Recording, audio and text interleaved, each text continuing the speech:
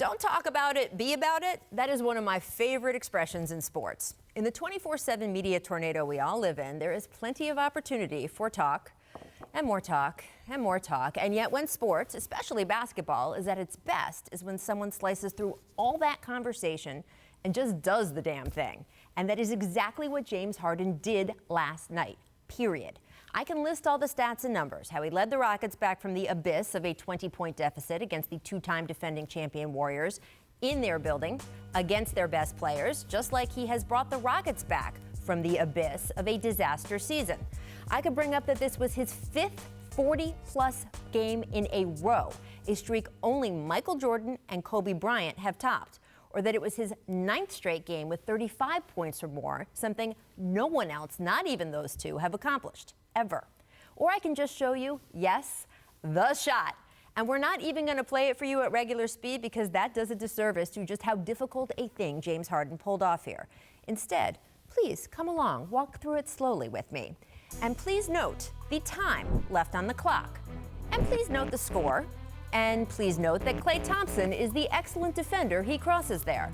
And that even once PJ Tucker sets the screen, please note former Defensive Player of the Year Draymond Green closing in fast. Please note Harden is still nearly 30 feet from the hoop, and when he releases a ball that everyone in the arena, the league, and the country knew he was about to shoot, please see he is not even fully on balance as he goes up and not at all on balance as he falls down. Please note that by the time the ball rattled through the hoop, there was just a second left in overtime. And please note that as Harden is getting up from the floor, having just pulled off one of the most clutch moments of his career, he is hitting Draymond with some epic trash talk, which I think is kind of like giving Thomas Edison a lesson on how electricity works. Anyway, finally, when it was all over, those two, he's holding up the number 2, and it sure looks like he said two-time MVP, which brings me back to the whole talk thing. James Harden has been doing a lot of talking this past week or so. He said by the time he retires, he intends to, quote, be mentioned as one of the best basketball players to ever touch a basketball. Twice in 3 days, he said he intends to repeat as MVP, saying, quote, I need it for sure, and I'm going to get it. He's also answered all the talk about how his numbers are inflated by how many points he's able to collect at the line, saying, quote, stop fouling, it's simple. And he added even more a little talk last night. Take a listen to this. I talk about too much about the fouls and not of actual the greatness and what I'm really doing out there on the court. That's what we need to focus on. The greatness. Altogether, it's an interesting approach for a player who has never won a title, only even been to the finals once, and even then, not as a starter. I'm not a rings girl, but I do think if you want to put yourself in the category of greatness or greatest ever conversations, you do actually have to show you can put your money where your mouth is at the most key, most high pressure, most high stakes moments. And last night was just a regular season game, of course. But for the regular season, it was as close to as it gets, considering the time and place, the opponent, the rescue job Harden is pulling off with his own team, the degree of difficulty of that shot itself. And James Harden went out and did it. And that counts for a tremendous amount in any conversation you want to have. So, Scottie, James might be one of the most polarizing players in the league. And forget fans. I know that players amongst themselves have wide berth of opinions on him. So after what he has done in the past month, is he starting to win even his biggest haters over?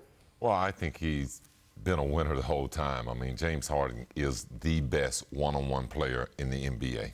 I mean, the fact that he's such a difficult guard, the fact that he makes other players better. I mean, he's made Capello one of the most valuable bigs in the game off of his offensive skills. The fact that he's taught him how to race to the rim, how to slip when pickers try to double team him.